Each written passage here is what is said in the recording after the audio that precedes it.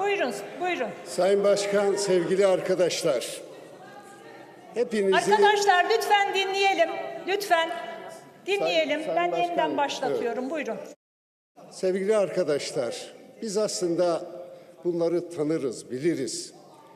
Kürt halkına, bize yapılan bütün hakaretleri binle çarparak size iade ediyoruz. Size iade ediyoruz.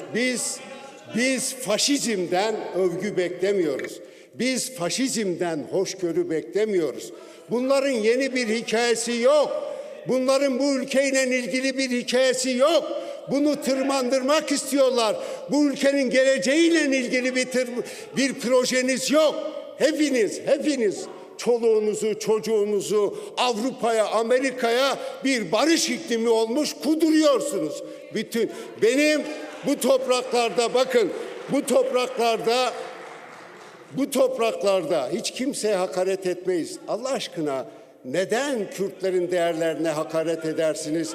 Neden bütün bayraklara saygı duyarsınız da Güney Kürdistan'daki bayrağa niye tepki gösterirsiniz? İşte ırkçılık budur, faşizm budur diyoruz. Bakın siz egemenlik hakkından bahsediyorsunuz. Bakın burası Güney Kürdistan. Büyükelçisi orada silahlarıyla, uzun namlulu silahlarla dolaşıyor. Bunu görüyorsunuz değil mi? Sizin egemenlik hakkınız var da Güney Kürdistan'daki halkın egemenlik hakkı yok mudur? Bırakın be.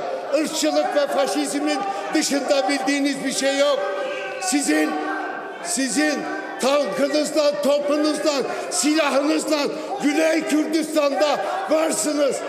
Bırakın onu be. Sayın Başkan, bırakmıyorlar ki, rica ediyorum. Siz devam edin. Lütfen dinleyin. Ali'nin masana vurma. Siz devam edin Sayın Sakık. Evet edecek. Sana mı soracağım?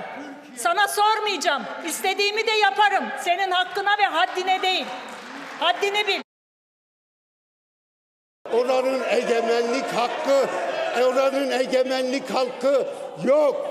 Eğer Güney Kürdistan'dan Cizre'ye uzun namlulu bir silahla gelmiş, ülkenin egemenlik hakları gasp edilmiş.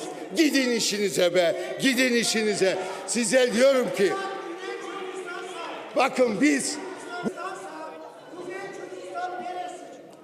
Onu da sana göstereceğim.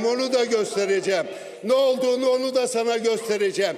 Bakın şundan vazgeçin. Bizim üzerimizden siyaset yapmayın.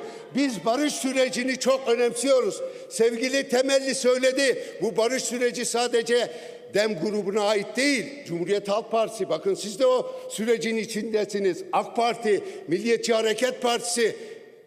Siz hepiniz bu barışı savunmak zorundasınız. Sadece Teşekkür. Size boyun eğmeyeceğimizi 40 yıllık mücadelede siz de biliyorsunuz ve geldiğimiz geleneği iyi de tanıyorsunuz. Teşekkür ederiz Sayın Sakık.